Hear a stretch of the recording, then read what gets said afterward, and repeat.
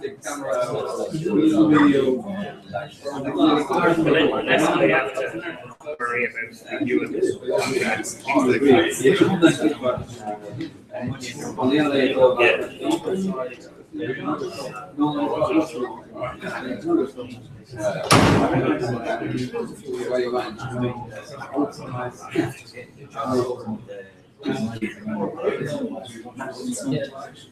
phone calls all the time.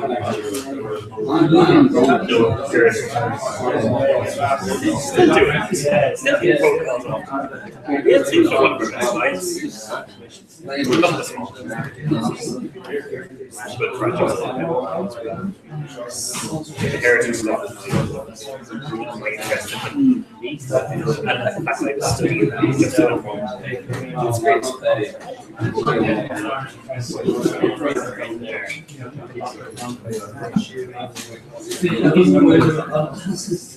Oh yeah.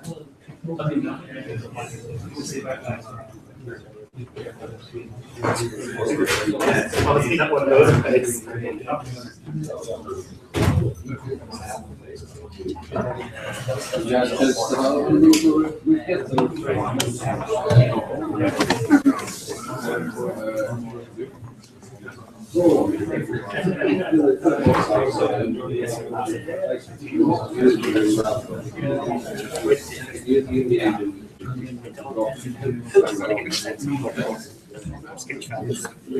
easy. Anyone can. I just wrote this 3D.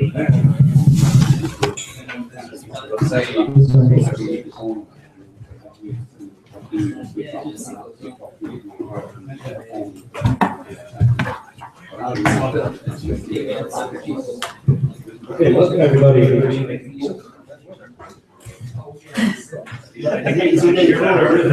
Sounds like we're in a dance hall. So welcome everybody. I think it's had 3Dcamp here in our offices, and we're very happy to get you welcome here. Our office here about 6 months. You may have at this stage we're up to about 10 people and growing. So 3Dcamp is something many of our guys participated in, we're very interested in, so I'm very happy to be able to host it. You may be curious about these Halloween Week posters. Some of the people were asking about. It's an internal event we're hosting where, in order to have empathy with our hardware users, we will be wearing a helmet. All Acquity employees will spend a week wearing a helmet to get to know what it really feels like. So we have a bunch of events planned around that. But it doesn't involve you guys. We're not going to be asking you to wear helmets. So hopefully about that.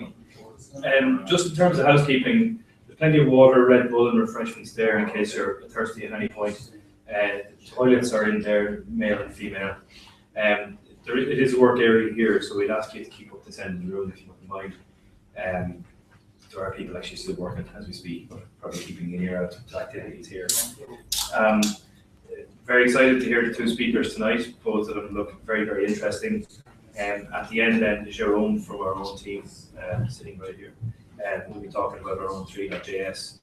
Jerome is also speaking on GDG in 2 weeks' time. So, and when everything's wrapped up then, we have a couple of beers just to share before we go our separate ways.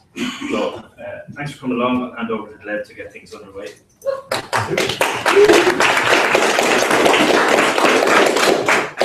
I'm not sure what I should tell at this moment, but first of all, presenters, please keep microphone closer, that's much more louder. They also switched off the icons. Okay, welcome to 3Dcamp.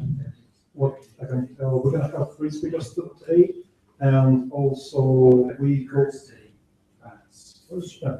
going to have a bigger event in a couple of months, right? Hopefully, yeah. Hopefully. So we're trying to organize a bigger event, maybe a day-long event, like a 3Dcamp. Definitely one will be in Limerick. We're gonna also try to make one in Dublin. So if you're interested, be subscribed. I don't know, like follow us whenever you can.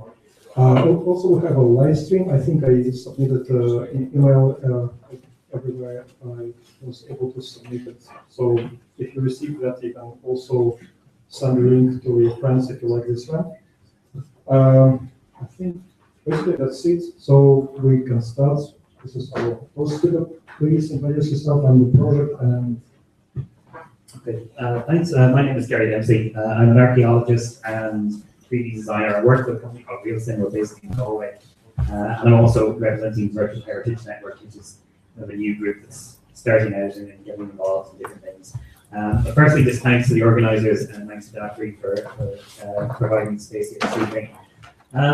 So like I said, I'm an archaeologist who ended up working in 3D. I got interested in it by working with a number of different groups throughout the years. One of the things in Ireland is that probably Ireland are some of the forefront of 3D archaeology, 3D heritage within Europe at the moment. They're working with a couple of big projects, and a lot of the universities around Ireland are actually working with 3D. You might hear an awful lot about this, and probably when I show you some of the web pages that they actually have, you might see why you don't actually hear a lot about this. The kind of big proponents of this and the people that are kind of leading it are the Discovery Programme. So they work on a couple of different projects. Most of the laser scan work you see on Nationwide or RT News, even if you'll see in the future on the new Star Wars script film, anything with Skellig Michael down there, they have all the laser scan details for that. So the Discovery Programme are running the 3D Icons project. 3D Icons is part of 3D Icons Europe.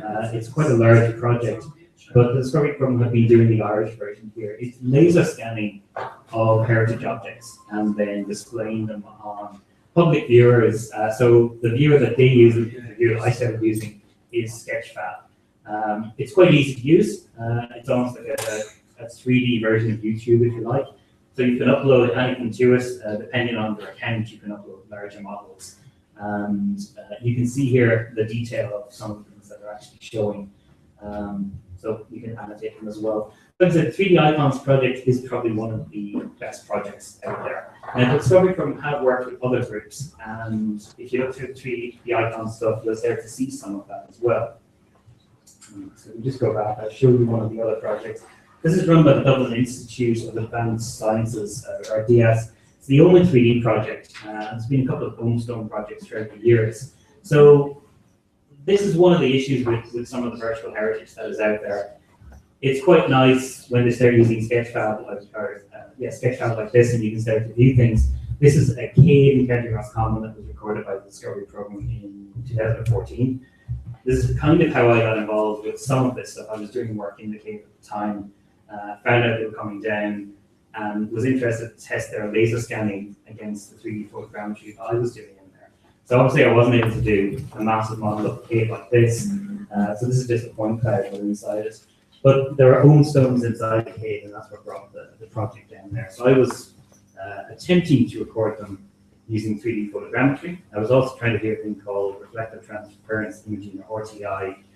It's also known as PTM, where you can see different carvings and different lighting effects by moving a torch around a 2D image. So it's kind of a 2.5D. It was just something I was trying out at the time to see, could we find different carvings, could we find different insignias inside of there.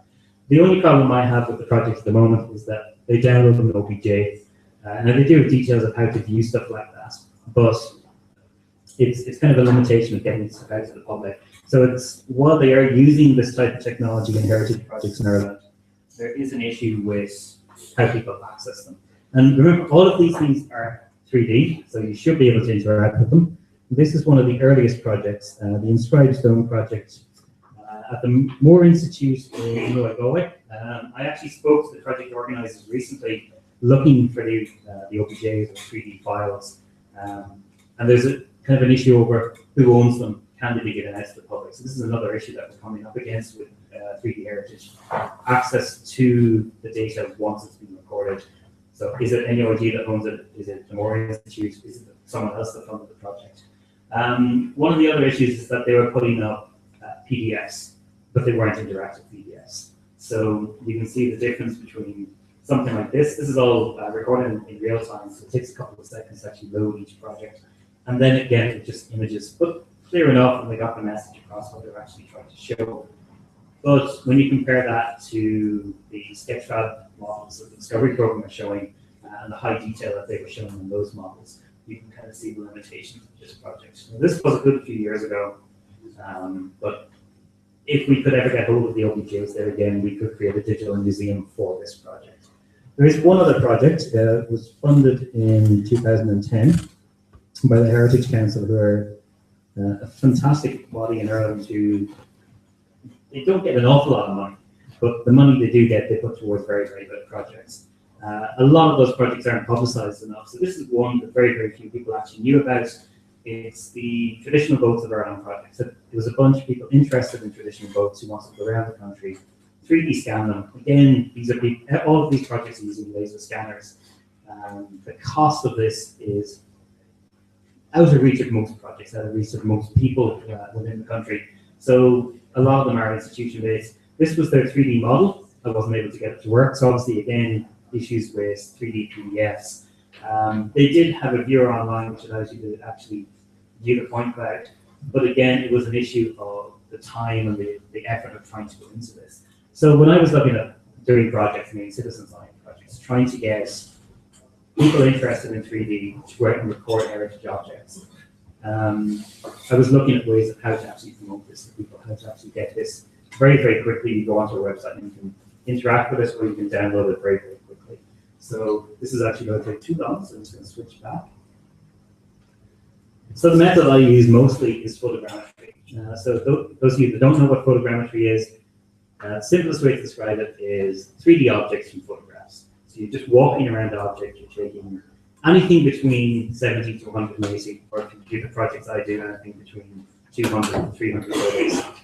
And you get very, very high detail meshes of anything from a small statue to a very, very large building. The less photos for large buildings is actually better. The more detail you want small, you'll end up with a lot more photographs. So I wanted to actually do this so that people could come along and people could do this themselves. So I started looking at the different software that was out there and how easy this software was actually to interact with. The one I use most of the time is Agisoft's PhotoScan. It was what I trained on in college. It was just very, very familiar to me. I sometimes would use, I think it's Visual Structured Motion, or VSFM. It's a lot more kind of, you need to get your head around this. There's a lot of different steps, and you end up using another piece of software called Mesh Labs, which most people will end up using in photogrammetry at some point anyway. But there are a lot more steps with VSFM. The newest kind of player on the market I've been testing out is Autodesk Memento. It's currently in beta mode. The Windows version is quite good. It's working. It's updated about once a month. They are working on a Mac version at the moment. There's a couple more bugs and issues to fix out fast. It seems like it's going to be a subscription service. I sent them an email today, but I haven't heard back yet as to how they plan to actually price it. But currently it's free. You just set up an Autodesk account, you can go on, and it does everything for you. That's probably its limitation for me. It takes too much control away from the user. And I'll show you a version of the PhotoScan model compared to the Memento model in a couple of minutes.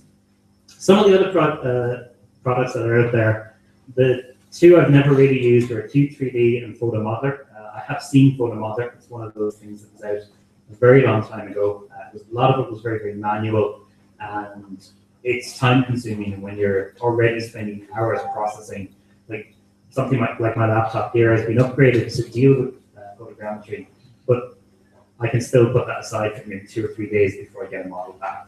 Something like a powerful computer that you have in your office, you might still be talking about 4 to 5 hours before you get anything back. Memento is a little bit better. You probably get something back within 3 to 4 hours. That would take a day or two on PhotoScan. The difference is noticeable between them though. Pix 4D is probably one of the higher end. Something I was only recently introduced into because I deal a lot of aerial photography and aerial archaeologists. So this is either flying kites or flying drones. And people have been using Pix 4D to turn those drone images into 3D models as well. Some fantastic stuff coming out of that, but the cost is very, very high. You can pay for a monthly account, or you can pay for something like a €6,000 lifetime subscription. But it's kind of depends on what you're going to be using it for, how long you're going to be using it for. So this is one of the reasons I use Agisoft PhotoScan. It gives you a couple of different options, and by the second stage, you're already seeing what you're getting there. I also have a preference for untextured models, so I generally won't go to the texture stage on a lot of stuff I do. other programs will actually take this control away from you. And in the heritage industry, this is what we want. We want to actually see beneath the surface of models here. So going from a sparse cloud to a dense point cloud to a mesh is pretty much what we want. And then to be able to actually take measurements from this as well. So this is one thing that I try and get across to other archaeologists who are going out and using photogrammetry and maybe taking 30 or 40 photos and showing you something nice and textured, is that you won't get any detail from that. Because here you can see an Omen stone, which I recorded because it wasn't recorded by the Omen 3D project. On the top image is just a picture taken sitting in the wall. You can't really see too much going on. On the bottom image, if you could see where the mouse is kind of pointing, and as you rotate the object, you'll start to see little carvings inside of there. So this is just something that allows you to very, very quickly see what's actually going on beneath the texture, beneath the surface of an object, and which is why it's quite useful for heritage. The quality of these, I just kind of I did quick GIFs of screen captures that I was working on.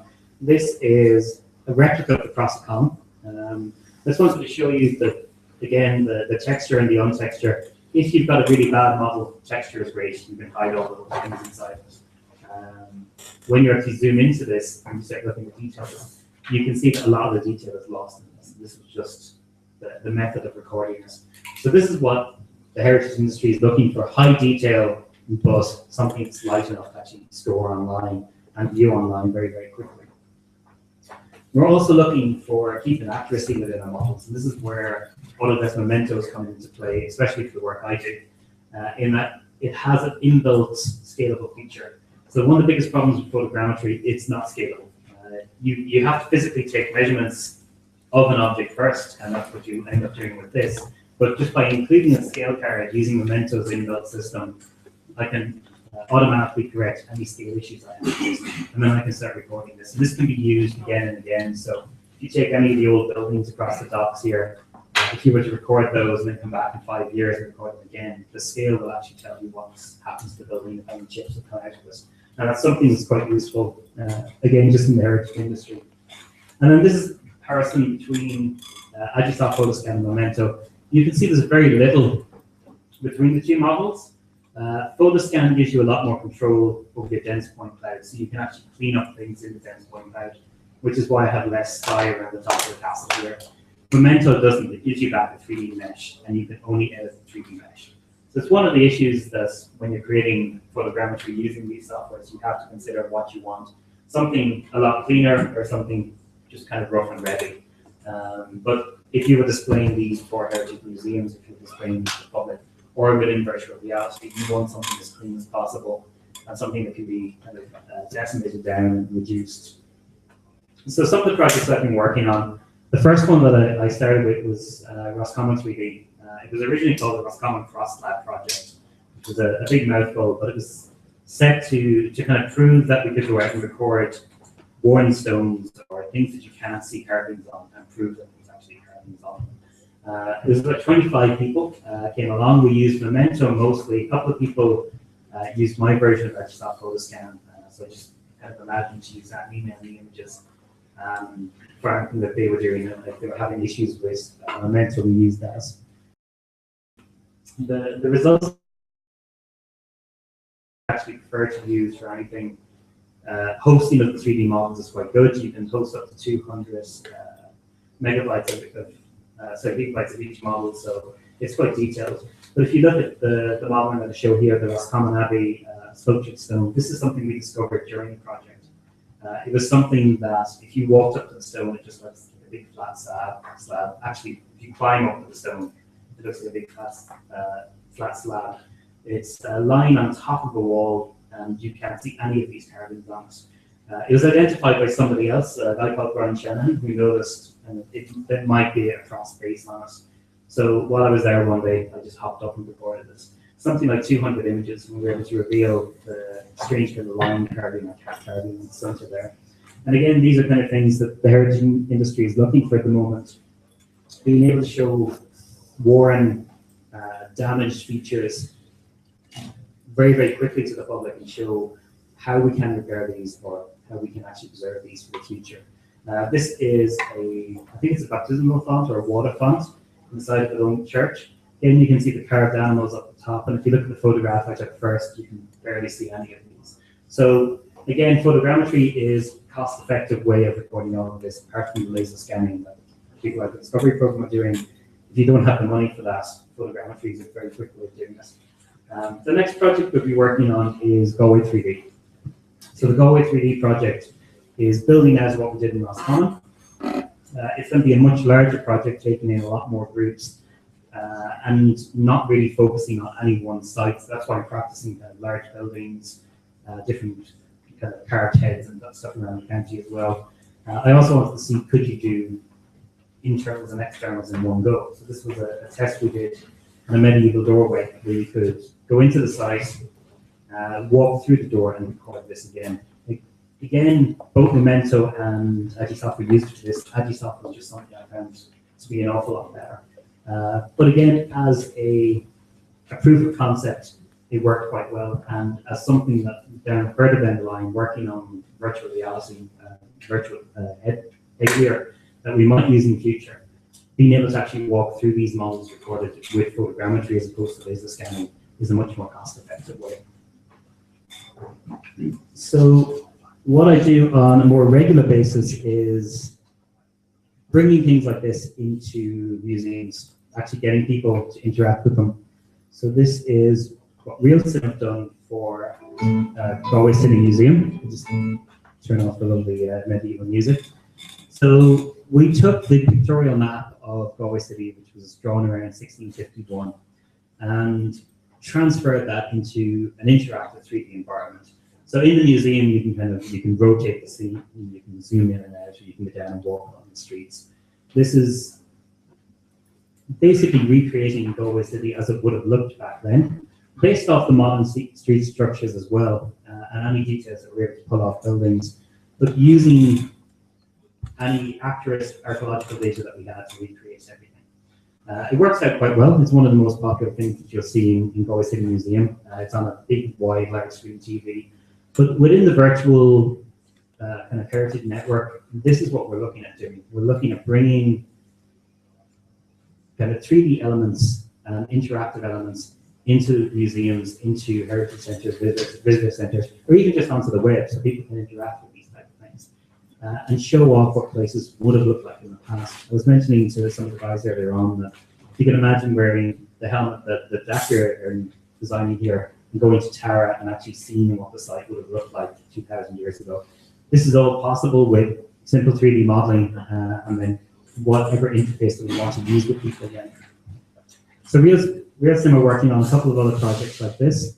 The funding is very, very hard to come by for virtual heritage in Ireland at the moment. So this is what the Virtual Heritage Group is hoping to do, bring people together that are not archaeologists, that are not generally 3D designers either, but get everyone into one big room and start discussing how we can actually do projects, what we can do, what data is already out there, so the Discovery Program have a lot, and how we might be able to get them to release that and work with different people. So there will be a conference between the 20th and 22nd of November. It's going to be held in Maynooth. I will be giving a free photogrammetry workshop on the 20th, as far as I remember. If you look up vhnireland.org, if anyone wants to come along and just kind of see what type of 3D work is going on, if anyone has any kind of interesting projects that think about talking at the event or thinking about speaking at the event, all the details are on vhnireland.org. I think that's towards the end, so if anyone has any questions, I'd be happy to answer them.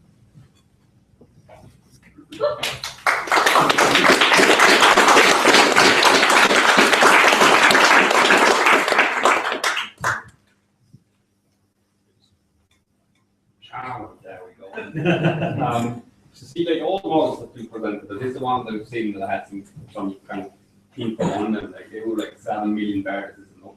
Yeah. And I hate to disappoint you, but that's not going to work in VR. It's not the moment.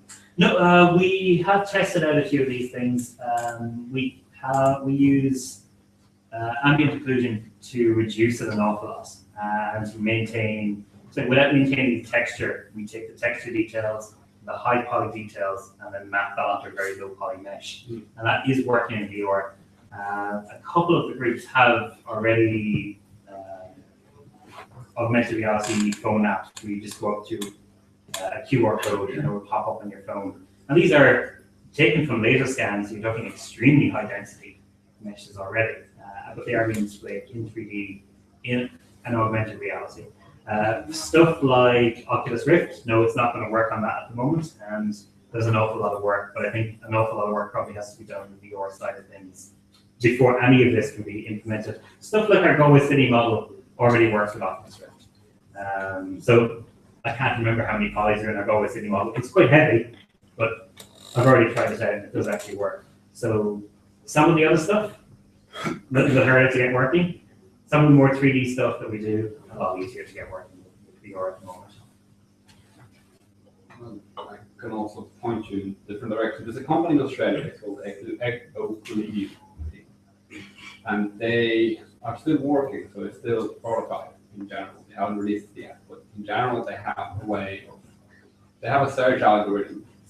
So they have a completely different framework for displaying graphics, especially for point graphics, for point cloud graphics, and 3D models like that. I give it a proper name after the top, so you can kind of move it up and see the videos they have, but it's mind-blowing stuff that they do. But unfortunately, it's not available. But they do have something for a point cloud data, some sort of point cloud data system available now. Yeah. So it could be interesting. It could be a solution to it, and it's actually available online as well, so you can view it through a web browser. Okay, that's pretty good. Yeah, I think some of the issues that I'm finding at the moment is web browsers aren't ready for any of the VR stuff. So we've been testing Oculus at Real Estate for our heritage projects, for our planning projects, for our marine projects, everything else that we do. There's just, it doesn't seem ready yet. That people are ready to start using it, but the internet browsers aren't ready. We will have stuff in the future from RealSim that will be coming out in the market. We don't know when, but we are working on it ourselves based on some of the other stuff we've seen. The point cloud stuff, RealSim, we generally stay away from it. With the photography stuff, I actually prefer it a lot of the time, and you can see a lot of the detail. If I could start displaying point clouds, it would save me something like 20 hours processing time, so it's a lot quicker processing for me. So. Any other questions? Is there multiple levels of detail? So to reduce the size of the point cloud, just to create the whole point cloud, you have more with less version with less details, and then just when you look at it close up, pop up with more detailed clouds, and then if you're far away, like this small one. Yeah, it's something that could be possible. I haven't looked into it, but I know it's possible with Unity that you can use level of detail, and the further and closer you get. Occlusion culling is a little bit difficult at the moment to kind of get 100% accurate, and still when you get in very, very close, your frame rate just drops. But it's something I am interested in, but haven't really looked into just yet. Fortunately, Carmack was working on the next cortex-based technology moved to Oculus, so I'm not sure if guys can do the next engine with this. But like I said, it's at the moment something like Sketchfab is brilliant for archaeologists in that we can display a lot of this stuff. If you go through the Discovery Program stuff, just go to Sketchfab and search Discovery Program. They've got either the 3D point clouds or stuff like the cave I showed off on Newgrange, or any of the less detailed stuff that they have up there. They're putting up actual 3D fly-through models. And I believe it's Sketchfab just upgraded so that you can actually interact these 3D fly-throughs automatically. So you don't just kind of maneuver it yourself, which is a little bit more difficult. You can see kind of moving around the model here at the bottom. But a lot of the time, I spend a lot more time decimating models to get them on because they're like, that's originally 800 megabytes, whereas I think it's 200 megabyte limits on each model. So there is still limitations on the site. You can get a much larger account, but we need to currently figure out, especially in the virtual heritage network, how to interact with people who know more about the technology than we do, and for those guys to either start working with us and developing things or start developing commercial objectives. So my idea within the group is to get more commercial products, get more people funding commercial products for heritage, and this will hopefully build kind of a better virtual heritage for and get more museums involved as well. So there's a few interested, they're funding a couple of different things. But in Dublin, there's no displays. You can't get an iPad and walk around and look at the objects. So it's still kind of a hands-off experience when you go to the museums in Ireland at the moment. But that's what the Virtual Heritage event in Maynooth would all be about, interacting with people and getting other people's ideas that we might not have thought about and implementing them into projects instead of working together. At least hopefully that's the way it will actually work. Are there any Horizon 2020 programs that you might be able to combine technology with these use cases? I think a few people are looking at it, but yeah, it's to have the time to apply for the Horizon 2020 and to get the application right is probably longer than it takes me to do some of these projects. There is, I think if you went for the Horizon 2020, you'd actually start throwing in laser scanners just because the money's there for that. But yeah, it's something that I think the heritage funding is now coming along that stream. But again, it's a case that half of this is academic. They don't work with commercial companies very well. But they're all, every time we have a meeting, people say, oh, why don't we invite this company along? Why don't we invite that company along? And that's what the November event will be, to see how we can actually interact with your technology here. You're obviously not designing it for heritage, but we could just take that. Archaeology has constantly stolen from other fields. Very few things, apart from digging the ground, there's nothing original archaeologists do. So we're happy to work with other people and take their technology. The Galway City models, is that only available to view, like you said, on the big screen at that one location, or do you have any? No, it was designed by Realsin as a kind of a pet project, and then back-funded through the museum. So the museum, it's currently only on show in the museum. There will be another few projects similar to that. So Kilkenny is one we're working on. There are another two for Galway, but we haven't quite discussed how they're going to be out in the public. But the idea would be that we'd roll that out to different sites around the country and roll it out in different ways. So we are considering virtual interactive mobile systems for that. So we did have a project for Clonmacnoise Noise, which was a phone app. Commercially, it didn't work because there wasn't enough funding and support from the people that run the sites. Yeah. So this is again one of the issues that we run up against. It's always a money issue with heritage. But if more people can prove that these things are commercial, they can actually draw people into attractions. Yeah. So a lot of the stuff that I do,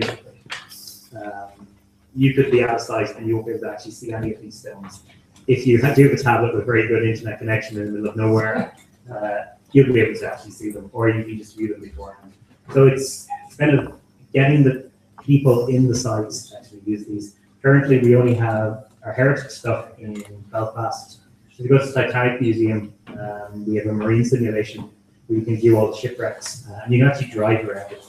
We use the Unity game engine to build all of these. So you can drive a ship around, you can find all the shipwrecks, you can go down and you can see that as well. And we use real world data. So this is what RealSim is about, using real world data that's been collected, say, by the Ordnance Survey. We use aerial imagery or seabed data. So it's not just we've thrown the buildings up. That's exactly the position of those buildings, known on all the data that we can gather. So accuracy is kind of the name of the game for all of this. Would we consider your policy to do any open source work? Or? I don't think it would. Certainly not my policy with the photogrammetry stuff that I do. But yeah, it kind of depends on what it is and what the objective is. With stuff like RealSim and even some of the stuff I do, it's a commercial element, so you need to work at some point. But obviously, you want to get everything out there. So a lot of the stuff that the Virtual Heritage Network is interested in will be open source. And as much of that as we can use as possible. So like, I like using Memento because currently it's free. It's quite good and it's free. But down the line, we might have to move over to a different system. So anything that can kind of help heritage is something that we look at. The license for those models. Sorry? The license. Under which license those models? These ones that I'm showing right now don't have a license. Anyone can use them. Just you can't download them at the moment because I'm set not to download. But over the weekend, I'll actually be launching this project, so they'll all be online for free. The Discovery Program models are under Creative Commons license. which pretty much means you can use them not for commercial reasons. So that's the limitation. But I do know that if you discuss things with the Discovery Program, they are open to commercial things. Just with their remit and their funding, they have to be careful what they do things with. But yeah, Creative Commons is generally what these things will be distributed under. I believe Sketchfab have a Creative Commons license, so they own, like they can use anything I put up on it for publicity. But obviously, I don't have any claim over these; they're just online there. Okay, good. Thank you very much. Thanks.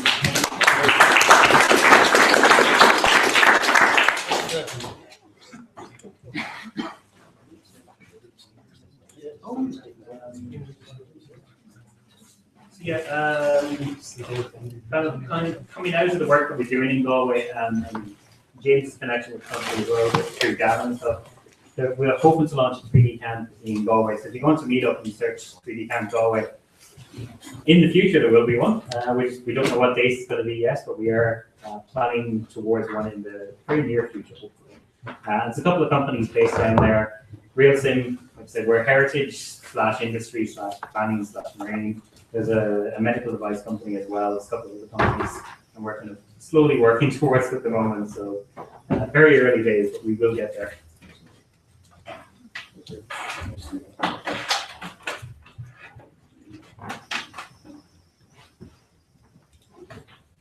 The stage is yours. Are we on? Okay, my name is Rich O'Brien, and I'm the managing director of Sketchucation, which is a company based in Ennis in County Clare. Is anyone here use SketchUp? No, that's embarrassing. Anyone here heard of Sketchucation? That's even more embarrassing. But I'm going to surprise you now, because that's us. There's four of us. Mike's an architect. I'm coming from an aviation background. Trevor is a Ruby programmer and an architect based in England. And Dave Richards is a master carpenter coming out of Minnesota.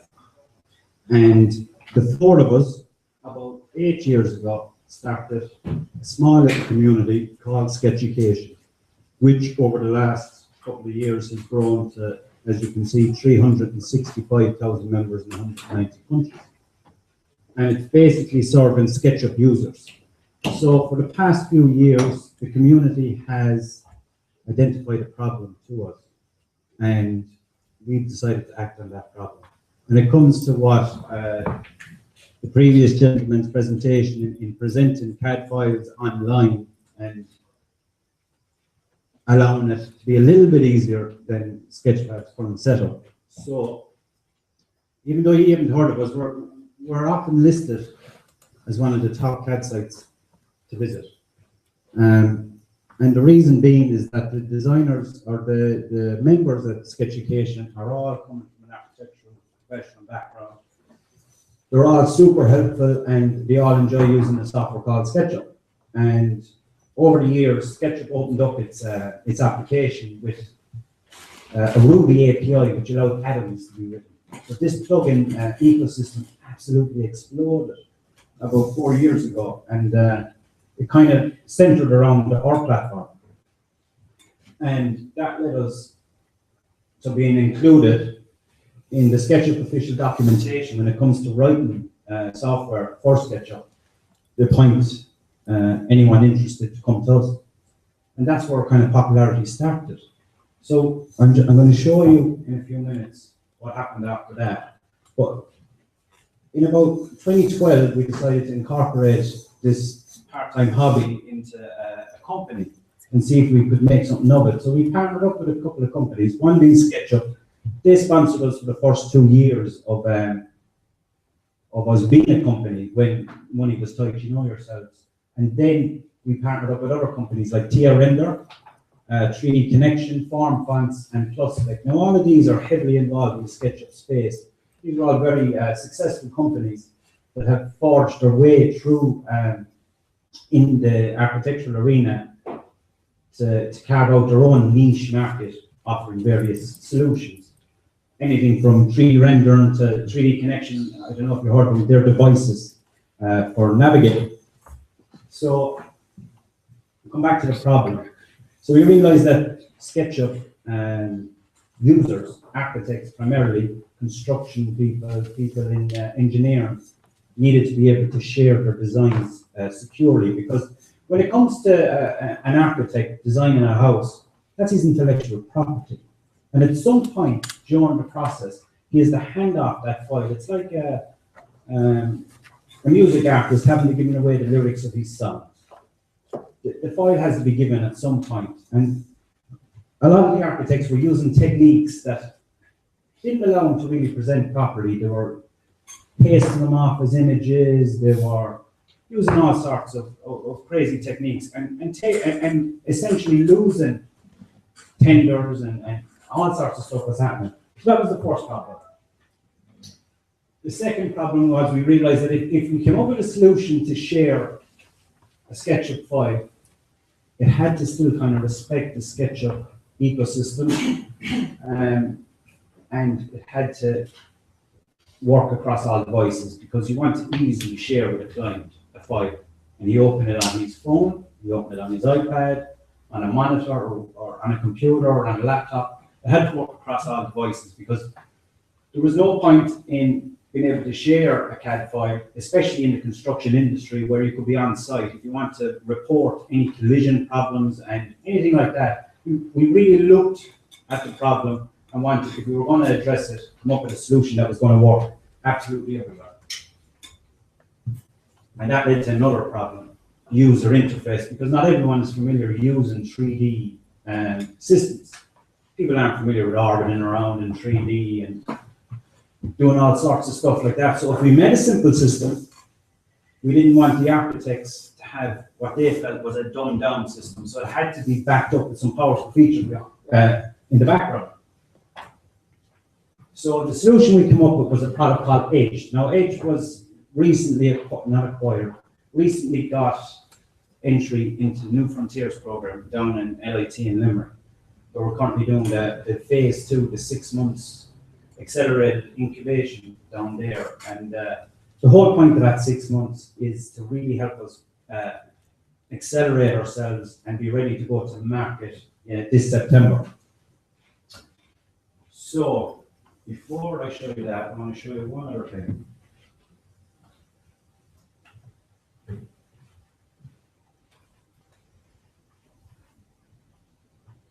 So this is Sketchucation.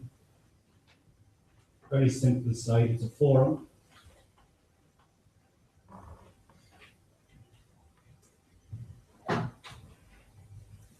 And this is one of the most popular tools currently. It's called a plugin store. It's kind of like the app store for SketchUp.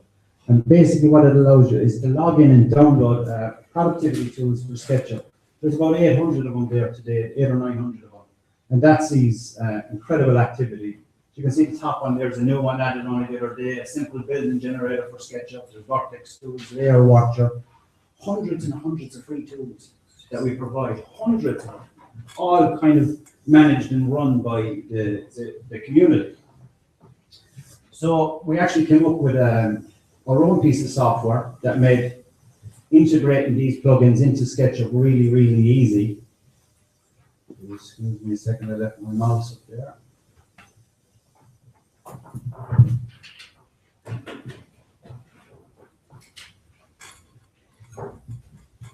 So we integrated the plugin store directly into SketchUp. There was a problem with SketchUp that involved when you installed an add-on, it literally was a manual job. Dragging a file into a folder, it was really horrible. So we came up with a solution that allowed you just to click a button and install add-ons as you worked. We also came up with a solution that allowed you to disable and enable add-ons and do lots and lots of really cool stuff. And that's been running for about 2 years. It's super popular. So to come back to our latest tool, it's called Edged. And Edged, as I mentioned, is a tool that can take a SketchUp file, like what you can see here. This is the Azuma model, and I'm just going to get my mouse.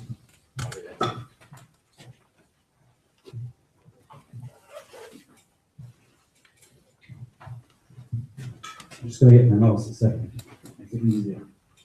So this is a typical SketchUp model. Now, if this was your dream house, coming from an architect, typically what would happen is he's either going to bring you into the office and he's going to walk you through the design, and SketchUp uses its own camera animation system called Scenes, and you bring it through your lovely house. He'll step through every scene, show you every room, or he'll have to send you the file. And if he sends you the file, that means you now have to install a PC software. So with our solution, we simply upload it to the cloud. We click a button, and we confirm.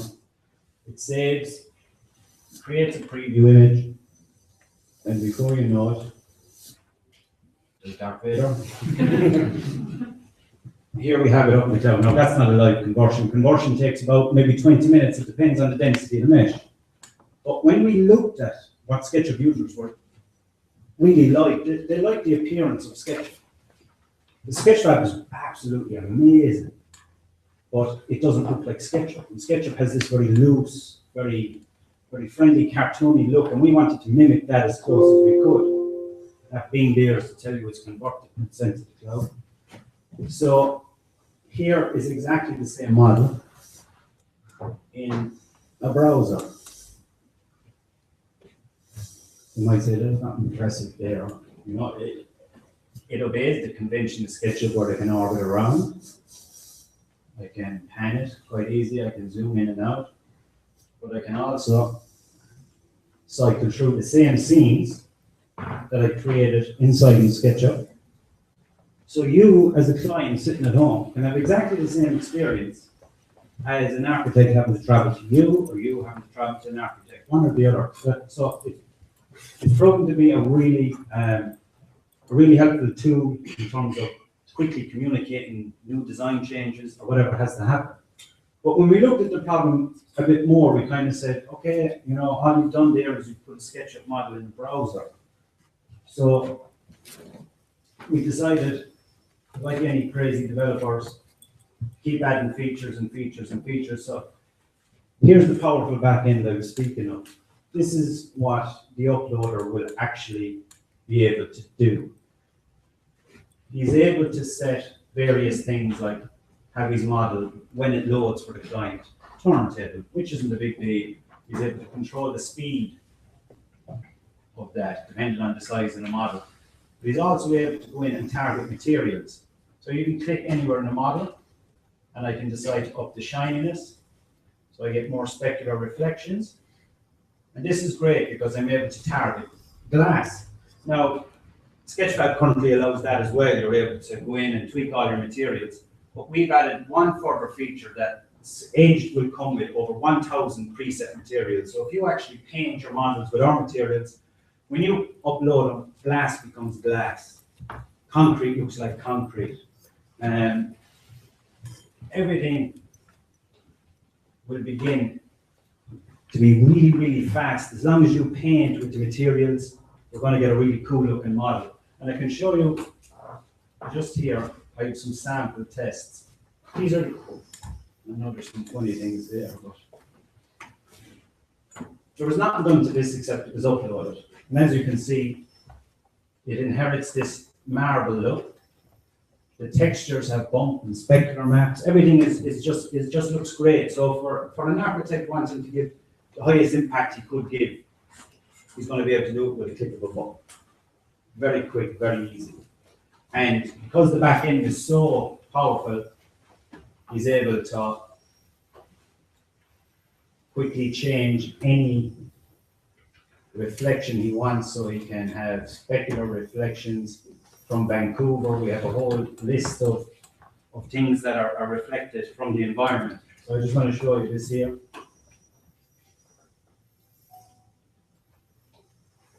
If you look in the glass here, we can see there's a cityscape being reflected in the glass, which adds, if you're viewing the scene, which adds to the scene. So Edge will be unveiled, well, it's been unveiled here today, but it will be officially unveiled in London in the Royal Institute of British Architecture in September the 10th. We've organised an event where 200 SketchUp users from around Europe will attend for 2 days of workshop in SketchUp, in 3D, and in lots of cool stuff. And we're going to present Edge there for the first time. So that's Edge. Any questions? No. Any?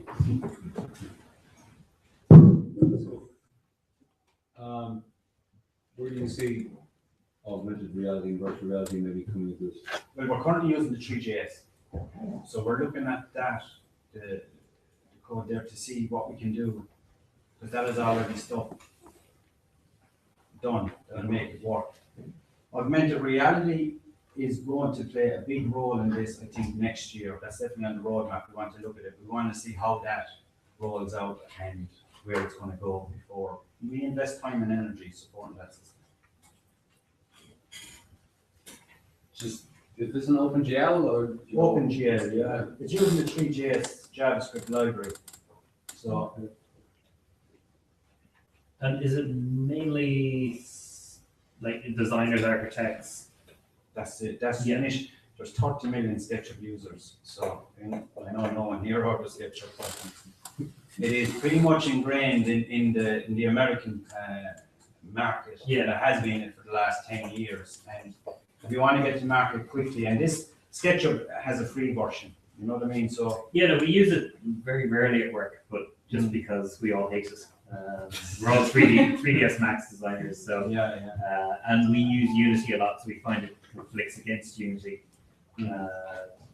It's the FBX export and stuff like that.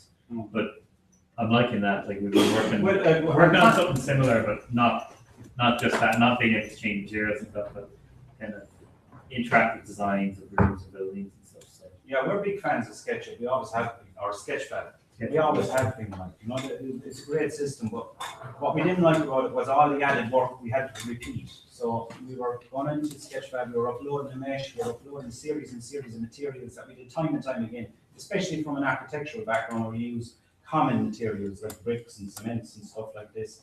So if we're painting it, we wanted all those materials stored on a server. So you guys creating a kind of a mini bin system? It's going to respect BIM as well. Yeah, we're talking with that Australian company PlusSpec, which is a BIM company that has an add-on for SketchUp. Yeah. We do really want to be able to allow architects to run off builds and materials and all sorts of stuff. You know, it really is. It could be quite big, crash and burn. Who knows? We'll see. So at the moment, this is like a visualization tool? It's a visualization tool. It's Right. I'm pitching it today from the architectural sector. It can be used from any sector. You can upload whatever mesh you want. I'm saying you use our materials. We want to create a whole ecosystem where people throw materials and it all grows and grows and grows, and anyone can download those, access them, use them, and things look better without having to learn a whole new series of terminology like normal maps and spec maps that turn people off. You know, if you want your design to look great, just use Edge materials, and there's experts behind that are tweaking those things. You know, making it easy. How are you finding browser support? So is it across all platforms? Have you come across any issues? Of course, the obvious one is mobile. You know, that's the hardest. But then you've had no issues between Chrome, Firefox, and Explorer? Not really, no. How is it implemented? You use SketchUp to create a collada map and throw collada into 3ds. Is that what you do? Or No, no? we're not. Well, What happens is a SketchUp file has to be converted through their SDK. Okay, so we take and because the SketchUp file, James was talking about this coming up. A SketchUp file contains metadata. So there's things there. I didn't want to totally bore you showing you all the ins and outs of SketchUp, but SketchUp has lots and lots of added stuff you can do, like leader text can be put in and dimensions and all this stuff. That's metadata. So we take that metadata, we turn it back into a JSON file, and then we send that to 3JS. But we need a Windows server to convert through their SDK. So poof, converts on our server, and then it goes to servers in Germany as what you see there. So there's a lot more going on than I haven't shown today, but there's stuff that there is some cool stuff there. Trust me. In terms of measurements, accuracy, are those tools implemented or? But those tools are already ingrained in SketchUp. Why reinvent the wheel? But can you use them within the web here then? Not yet, but we're actually working on an annotation system at the moment. So when a client is viewing a model, he's able to hotspot on a particular issue and say, look, I really don't like the fireplace there. Yeah. And rather than notate, audio record that, move on to the next room. And that's why we wanted to copy the SketchUp workflow for architects, because they create an experience. If you're familiar with SketchUp, you'll see the sense of the system. And we want to build in added tools that allow the sharing of the file without compromising the designer's IP, you know? And while, like, an interesting discussion happened last week because currently, if you put in for planning permission in this country, if you have a big fancy house you're going to design because you're a multi-millionaire, the lad across the road can get his hands on those plans. That's a custom design. That's someone that went 4 years of college. Now, this solution removes that because it allows now an architect to embed on a web page, and another architect isn't to pull that down, you know, to be able to pretend he designed a super home. And what's the costing then? What's your? Would you be happy if I said it was free? Very happy if it's free. That's a good question. Is there a storage That would limit? be an ecumenical match. Is there a storage limit? What's the file size you can upload? 500 megabytes. That's pretty good. Yeah, that is good, yeah. This is the top end, so. Yeah, yeah. It is. But you can't do it at the moment. You can currently go to the site, you can play around with a model, you can play with all sliders and stuff like that. But actually with the infrastructure in place, it's going to take us a little bit of time, you know. We have about 100 people using it at the moment. We slowly want to push that up and see what we can do, you know.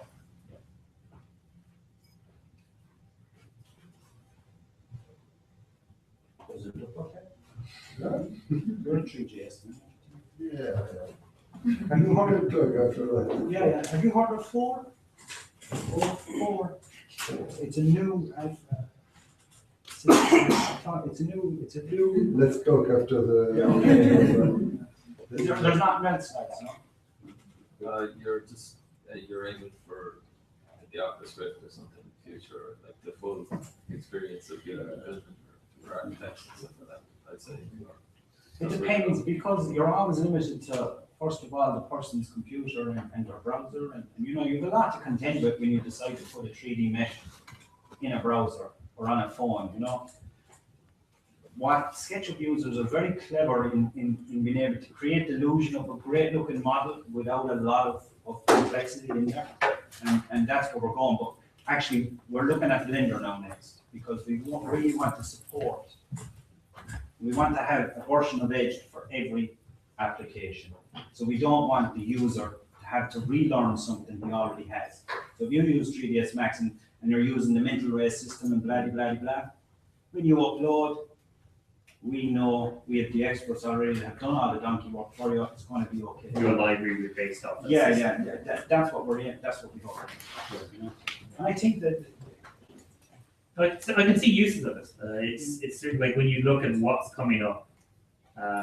So we've looked at some of Ruby real sims competition, some of our projects, and everyone's moving towards VR, augmented reality, and Oculus.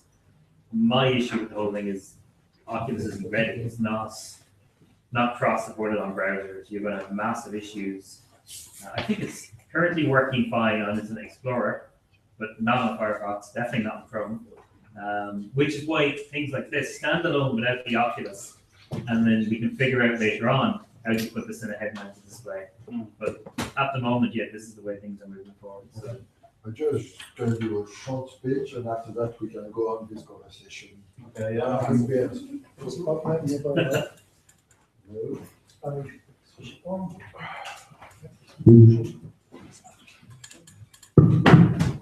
So we have to update. We have a paper at the end of this. Do you want you? Good.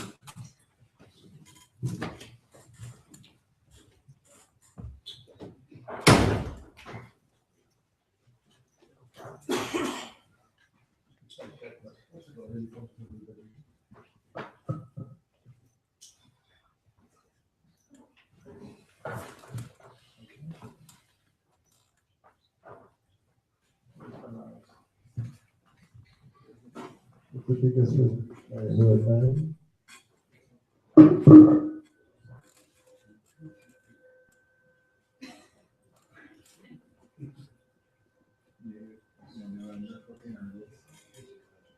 Oh, wow. All right. So everybody, what I'm going to talk to you about is what we do here at Dakri with WebGL, and that's going to be it. It's going to be quite short. So first, a little intro of what we do. We are here as a WebGL team, and team lead of the team. Where is Gaspar? This guy. No noise. Okay, no noise. This guy. And we have two other offices, one in Silicon Valley and the other in LA, on the two, so that's quite a small team. Two cool guys, loving 3GS quite a bit, guys. And fun math, because for us, math is fun. So, quite a young guy, a bit ahead of years ago. We see reality as a child. So this is me and this is a toy. Augmented reality, we can play with that. We have a lot of fun. That's what we do at work. Sometimes we do well. So what do we do? Obviously, we do all that with 3JS, and we do WebGL, all that run within the browser. Our current work for 3JS here is mostly in 4D Studio. Let me explain what is 4D Studio.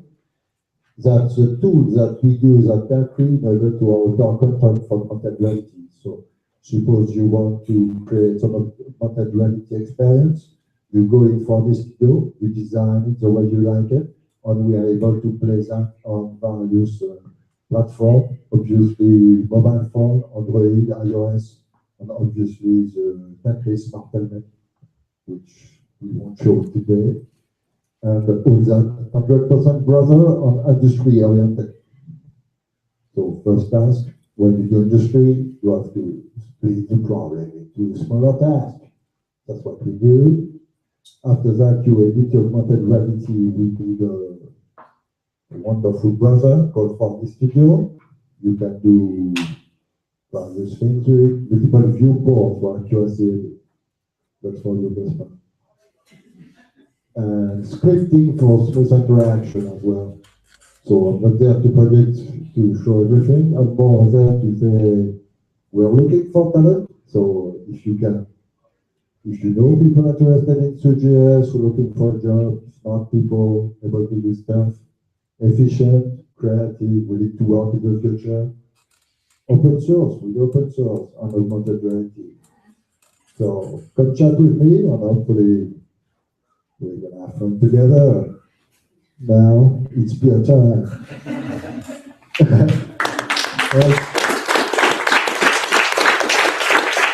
That's it. Beer here.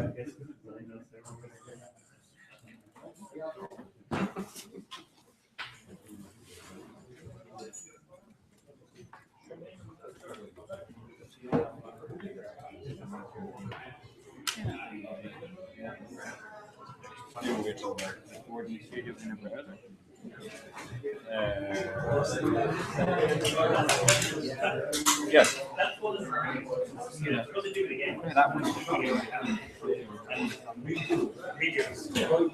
The last one we were just watching there. That was done. Yeah, I think so, yeah. 20 meters, 40 meters. So they want to do it at the highest resolution. The issue with that is then you're looking at a massive space.